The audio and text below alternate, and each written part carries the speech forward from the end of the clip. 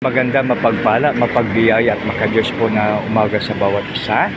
Mga kaibigan, atin pong tunghayan nakasulat sa Maawit 6:7-3. Purihin ka nawa ng lahat ng tao. Purihin ka nawa. Purihin nawa ang Diyos sa kanyang salita. Mga kaibigan, sa ating paggising sa umaga, napakaganda na ating purihin ang ating Panginoon sa magitan ng pag-awit, ng awit ng papuri, awit ng papasalamat at awit ng pagsamba. So ngayon po ay linggo, ngayon ay 26 na po sa buwan ng January at sa sunod na araw, February na po.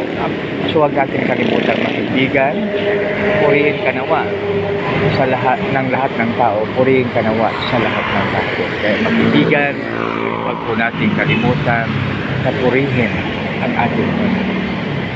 Dahil isa sa mga napakaganda na ating alalahanin ay nilalang ang lahat na kailangan po natin bago niya tayo lalangin. O nilalang na unang araw hanggang 5 araw at ika-6 na araw tayo po ay nilalang.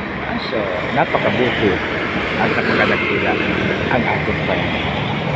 So yan mga kaibigan, alalahanin po natin, purihin ka nawa ng lahat ng tao, purihin ka nawa sa lahat ng tao.